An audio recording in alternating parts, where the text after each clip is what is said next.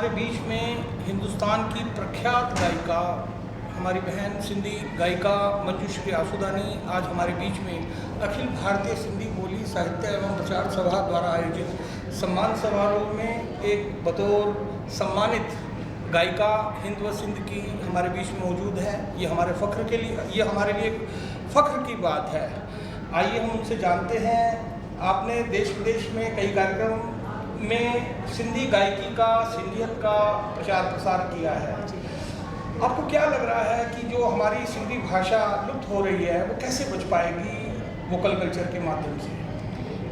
सिंधी भाषा लुत्फ होने की बात बाद में आती है। अगर ऐसी संस्थाएं और ऐसे अखबार, ऐसे जो ऑर्गेनाइजेशंस अगर मैं कहूँ अगर मौजूद है तो फिर इतनी आसानी से हमारी भाषा लुत्फ नहीं हो सकती है।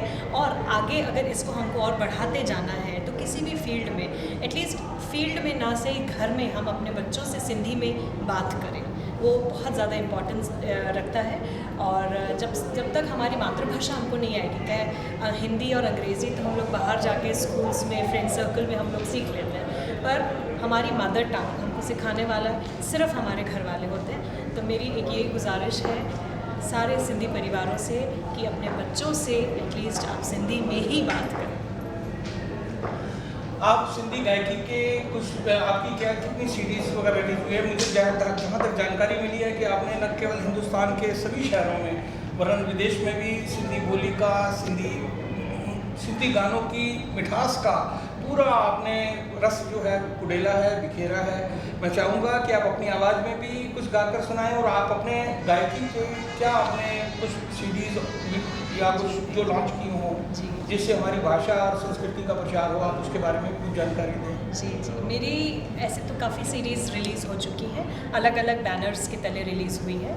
मेरी सबसे पहली जो कैसेट, पहले ऑडियो कैसेट जो चलती थी वो 1998 में मुहिंजो झूलण के नाम से एक ऑडियो कैसेट आई थी, जिसमें सारे गाने मेरी मम्मी ने, श्रीमती भारती आसूदानी जी ने लिखे थे।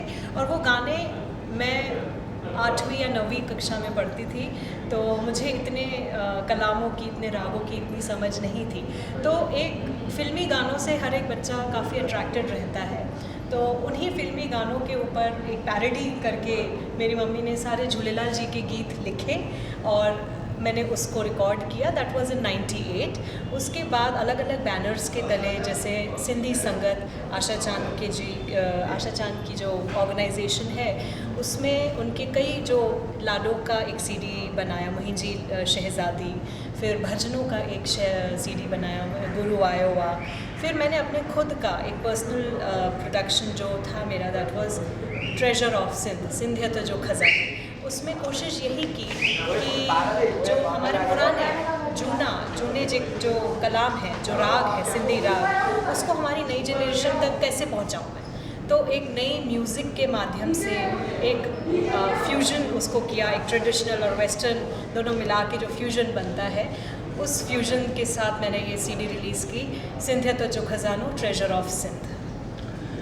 जैसे कि मेरा ये मानना है कि लोग साहित्य और संस्कृति के बजाय सिंधी समाज के जो इष्टदेव हैं वो सिंधी मंदिरों में झूलेलाल या झूलेलाल जी के नाम से, मेरे को लगता है कि सिंधी समाज एक जुड़ सा गया है। इस बाबत आपके बारे में भी मुझे पूरी जानकारी है कि आप झूलेलाल जी के गाने, और मैं चाहूँगा आपकी मधुरवाणी में हमारे ऑडियंस तक भी उसकी कुछ 2 पंक्तियाँ। ज़रूर। झूलेलाल जी का एक मेरा जो फेवरेट भजन है, मैं 2 लाइनें आपके सामने पेश करती हूँ।